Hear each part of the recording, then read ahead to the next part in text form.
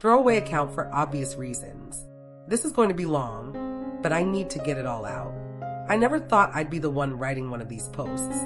My husband Ryan and I have been together for just over 8 years, dated for 3 years, and married for 5. We have a beautiful 4-year-old daughter, Lily, who is the center of our world. Or at least I thought she was the center of our world. Ryan and I met through mutual friends at a housewarming party in Chicago. I was 25, just finished my master's in education, and starting my teaching career. He was 27, already established in his marketing career at a well-known tech company. Our connection was immediate. We talked until 3 a.m. that night about everything from our childhood memories to our dreams for the future. 2 weeks later, we were officially dating, and everything felt right. The early years were amazing. We traveled, built our careers, and supported each other through life's ups and downs. Ryan was there when I lost my dad to cancer 3 years ago, holding me through the darkest days. I supported him through a career change and the stress of establishing himself at a new company 2 years ago. We bought our dream home in the suburbs last year, a beautiful 4-bedroom colonial with the yard I always wanted for Lily to play in. From the outside, we were the perfect family. Our relationship wasn't without challenges. We had our arguments about household responsibilities, parenting approaches, and the normal stresses of balancing work and family life. But we always communicated well and made time for each other. Friday nights were sacred date nights where my mom would watch Lily, and we'd reconnect. Even after Lily was born, our intimacy remained strong. Not as spontaneous as before, but still fulfilling and regular. I truly believed we were solid, unbreakable. How naive I was. The first red flags. The changes started about 4 months ago, but in my trusting stupidity, I dismissed them. The first thing I noticed was Ryan's sudden attachment to his phone. We always knew each other's passcodes and would casually use each other's phones if one was closer than the other. There was nothing to hide. Then suddenly, Ryan changed his passcode without telling me. When I tried to use his phone to call for takeout one evening while mine was charging, I was locked out. "Oh, did you change your code?" I asked casually. He barely looked up from his laptop. "Yeah, work security protocols. They're making us update all our passwords monthly now. It's a pain." It made sense. His company had been talking about enhanced security measures, so I didn't question it. But then I noticed other changes. He started taking his phone with him everywhere. To the bathroom, to take out the trash, even just walking from the living room to the kitchen. It was never more than an arm's length away. Then came the phone positioning. Ryan had always been the type to leave his phone face up on tables or counters. Suddenly, it was always face down. If I came into a room, he'd quickly flip it over. Around the same time, he started working late. His new position involved more responsibility, so again, it made sense. But the pattern became predictable. Tuesdays and Thursdays, he'd text saying he needed to stay late for meetings or to finish projects. He'd come home around 9 p.m., sometimes later, smelling of mint gum and seeming energized despite claiming exhaustion. "These late meetings are killing me," he'd say, but there was something off in his tone, almost like he was reciting lines. One night, I woke up at 1 a.m. to find his side of the bed empty. I found him in our home office, furiously texting someone. When he saw me, he jumped and quickly put his phone down. "Who are you texting at this hour?" I asked, rubbing sleep from my eyes. "Just responding to some work emails from the Singapore team," he said, smoothly. "You know, time zones. Go back to bed. I'll be there in a minute." It didn't sit right with me, but I was too tired to push it. The next morning, when I casually asked about the Singapore project, he seemed confused for a split second before launching into a vague explanation that raised more questions than it answered. Other small changes accumulated. He started going to the gym more frequently. His wardrobe subtly upgraded, new shirts, more expensive cologne. He became more critical of small things, my choice of TV shows, how I loaded the dishwasher, even commenting that I should mix up my style a bit. These comments came from a man who previously couldn't tell if I'd cut 6 inches off my hair. One Saturday morning, I picked up his phone to check the weather while mine was charging. He practically lunged across the kitchen counter to grab it from my hand. "Sorry," he said, noticing my startled expression. "I've got sensitive work emails I don't want Lily accidentally seeing." Our 4-year-old was across the room, completely absorbed in her coloring book. I should have confronted him then. I should have trusted my gut. But I didn't want to be that wife, paranoid, suspicious, checking up on her husband. I convinced myself I was overreacting. Day came on an ordinary Tuesday, 3 weeks ago. Ryan had texted that he'd be working late again. Lily had gone to bed early with a slight fever, and I decided to catch up on some laundry. As I was gathering clothes from our bedroom hamper, I picked up Ryan's gym bag to move it aside. The bag fell, spilling its contents. As I went to pick everything up, I noticed a hotel key card, not a disposable one, but a permanent member's card for the Hilton downtown. We didn't have an account there. Curious, I dug deeper into the bag's side pocket and found a receipt for room service, 2 glasses of champagne, and a cheese platter from the previous Thursday. Another night he'd been working late. My heart raced as my mind tried to form rational explanations. A surprise he was planning, a work event I didn't know about, but deep down I knew. With shaking hands, I took his iPad from his nightstand. We shared an iCloud account for family photos, and Ryan had never bothered to disconnect his messages from it. Most guys would have been more careful, but Ryan had always been somewhat technologically careless, a fact that now worked against him. I opened his messages, and there they were, hundreds of texts between him and someone named Alex. I initially thought it was a man until I started reading. The messages were explicit, romantic, filled with plans for their special Tuesdays and Thursdays.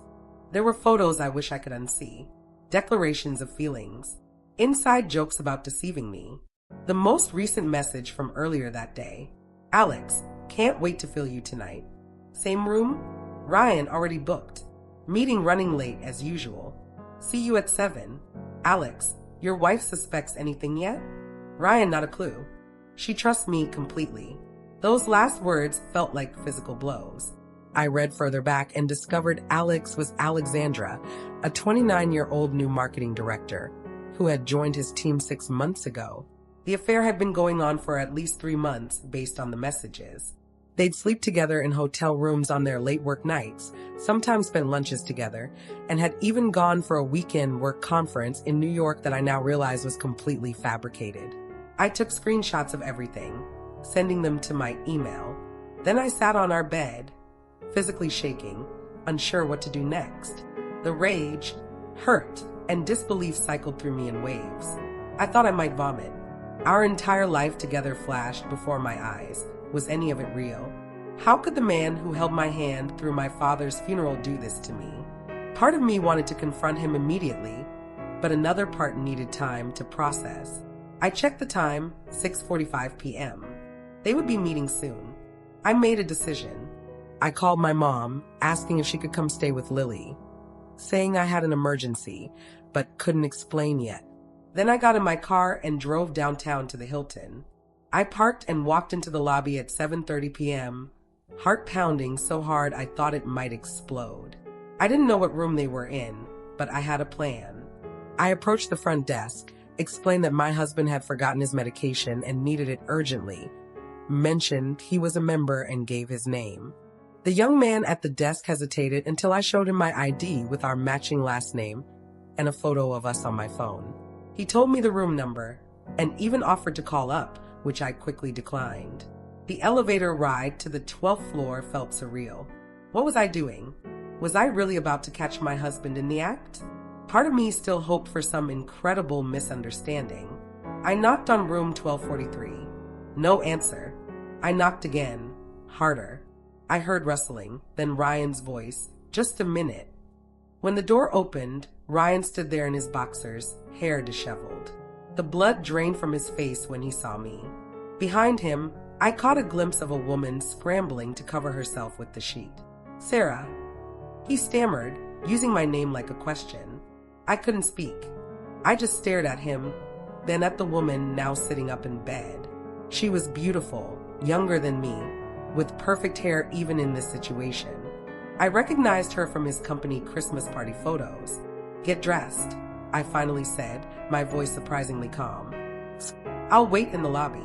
You have 10 minutes before I call your mother and tell her exactly where you are and what you're doing.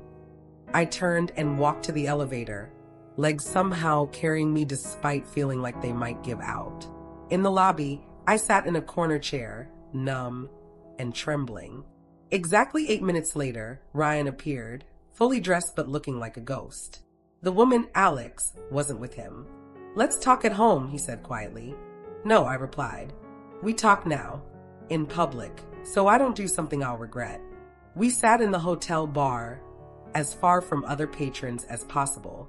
I ordered a double whiskey, something I rarely drink. Ryan just stared at the table. The confrontation. How long? I asked after the server brought my drink. Sarah, I can explain. How? Long. My voice was steel. He swallowed hard. 3 months. Almost 4. And who exactly is she? Alexandra from work. She joined our team in January. Do you love her? I don't know why this was important, but I needed to know. He looked genuinely surprised by the question. No, it's not like that. Then what is it like, Ryan? Explain to me how you've been fucking your coworker for months while I'm at home taking care of our daughter and believing every lie you tell me. He flinched at my words. I never talked like that, but nothing about this situation was normal. It just happened, he said lamely. She started flirting with me after a team happy hour. It made me feel good, important. One thing led to another, and before I knew it, we were meeting regularly.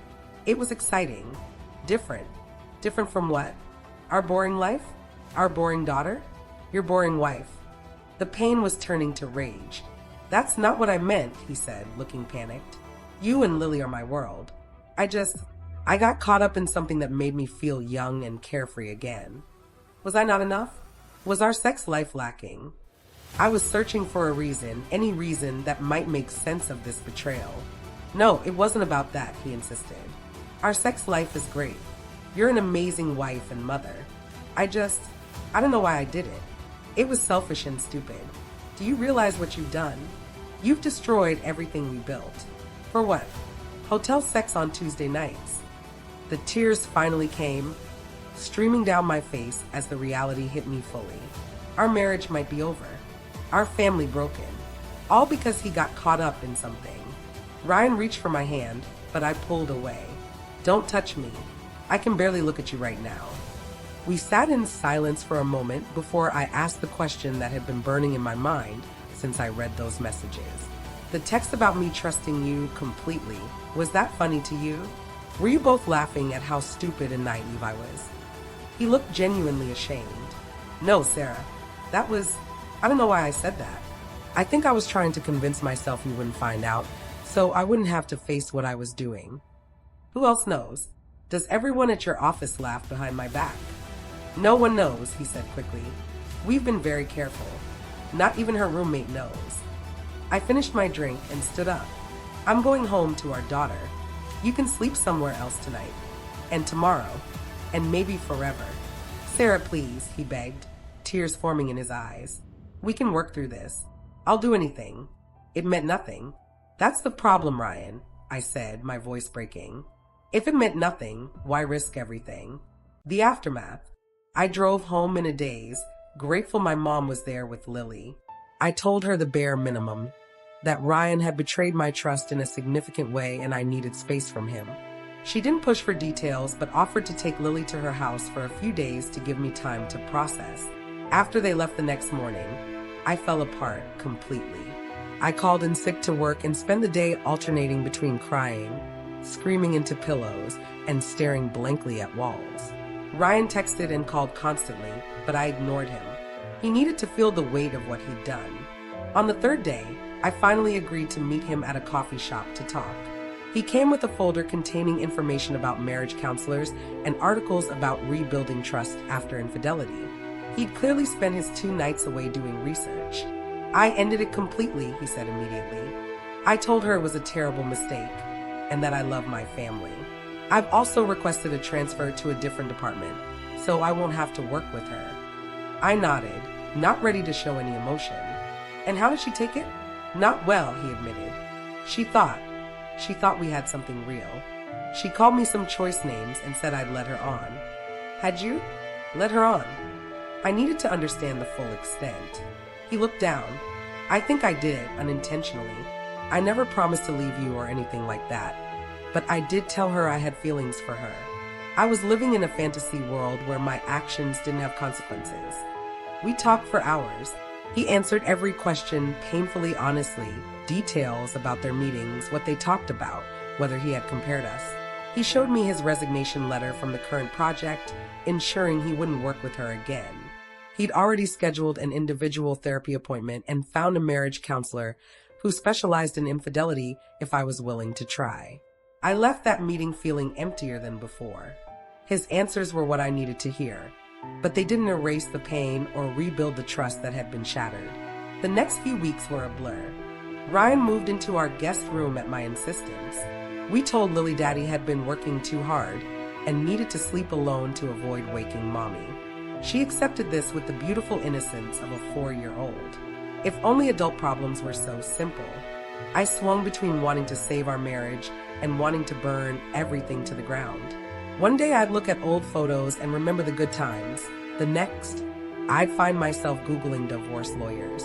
The pain wasn't consistent. It would recede briefly, giving me hope, then crash over me again when a trigger hit. Finding a stray hair tie in our car that wasn't mine. Seeing his work badge. Tuesdays and Thursdays becoming days I dreaded.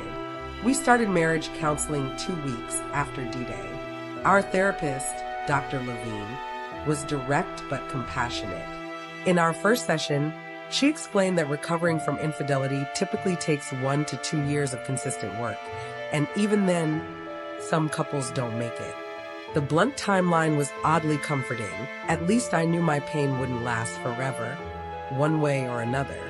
Ryan took full responsibility in therapy, never once blaming me or our marriage for his choices. He answered my repeated questions, sometimes the same ones over and over as I tried to make sense of it all. He gave me complete access to his phone, email, and location. He started coming home directly after work and finding ways to rebuild my trust in small steps. My friends had mixed reactions when I finally told them. My best friend Kate wanted me to leave him immediately. Her father had cheated on her mother, and she'd seen the damage it caused. My other close friend Melissa urged me to consider whether the good in our marriage outweighed this terrible mistake. My brother simply offered to take care of Ryan if I gave the word, only half joking. The hardest conversation was with my mother. When I finally told her what had happened, she surprised me by sharing that my father had had an affair early in their marriage, something they'd worked through that I'd never known about. It gave me a new perspective, but also raised questions about whether forgiveness was in my DNA or if I'd be setting myself up for future heartbreak. It's been 6 weeks since day. We're still in this strange limbo, living together but separate in many ways. Ryan sleeps in the guest room and will continue to do so until I decide otherwise. We're attending therapy twice a week, once together and once individually. Ryan has been transparent about everything, even showing me his conversation ending things with Alex, though reading it reopened wounds. I learned through office gossip by a mutual friend that Alex has requested a transfer to their Seattle office. Ryan swears he had nothing to do with this decision, and I believe him. Part of me is relieved she'll be physically distant. Another part wants her to stay and face the consequences of her actions too. The hardest part remains the mental images. In therapy, we're working on techniques to stop the movies that play in my head. Them together, laughing, touching. Dr. Levine says these intrusive thoughts are normal but can be managed with practice. It's getting better, but slowly. There are good days now mixed with the bad. Last weekend, we took Lily to the zoo, and for a few hours, it felt like we were a normal family again. We laughed together for the first time in weeks. Then I caught sight of a woman who looked like Alex, and the pain came crashing back. Ryan has been patient with these mood swings. He doesn't push for forgiveness or expect me to get over it on any timeline but my own. He's working hard in his individual therapy to understand why he made these destructive choices. According to his therapist, it stems from deep-seated insecurities and a fear of aging. Turning 35 hit him harder than he realized, making him vulnerable to attention from a younger woman who made him feel vital again. Understanding the why doesn't excuse what he did, but it helps make sense of something that seems so senseless. The man who could hold me through my father's death and then betray me so completely. Those two versions of Ryan are slowly merging into one complex, flawed human in my mind. I still don't know if we'll make it. Dr. Levine says that's normal too. She says I don't need to decide today, or tomorrow, or even this year whether to fully recommit to our marriage.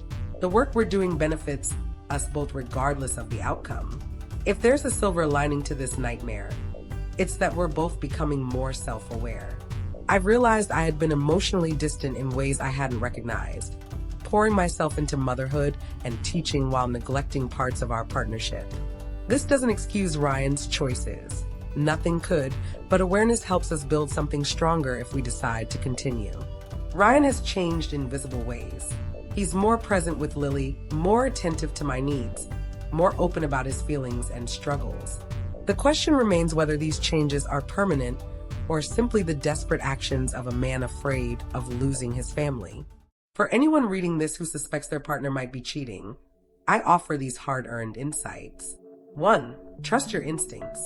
The signs were there for months: the changes in phone habits, the sudden need for privacy, the unexplained absences. Your gut knows before your heart is ready to accept it.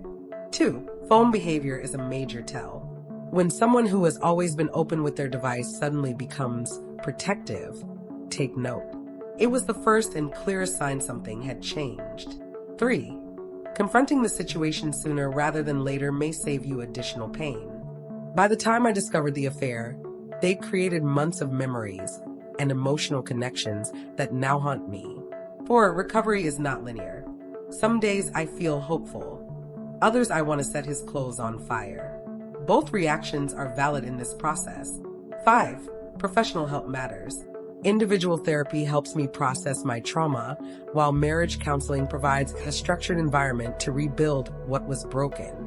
For those who have experienced infidelity and are trying to decide whether to stay or go, I can only say this: there is no universal right answer. Some marriages become stronger after infidelity. Others need to end for both people to heal properly. The question isn't just can I forgive, but what kind of life do I want moving forward? I don't know yet which path we'll take. On my strongest days, I see a future where we've worked through this and built something even more honest than before. On my weakest days, I wonder if I'll ever look at him without seeing her shadow between us. For now, I'm taking it one day at a time.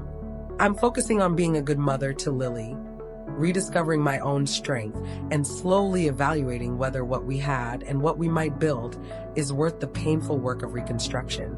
If you've been through something similar, whether you stayed or left, I'd welcome your perspective. This community has been a source of comfort in knowing I'm not alone, even on the darkest nights when it feels like my world has collapsed around me. Edit to add. Thank you for all the supportive comments and messages. To answer some common questions: yes, I've been tested for STDs, all negative. Yes, I've consulted with a lawyer just to understand my options, but haven't filed. And no, I haven't reached out to Alex. Nothing good would come from that conversation.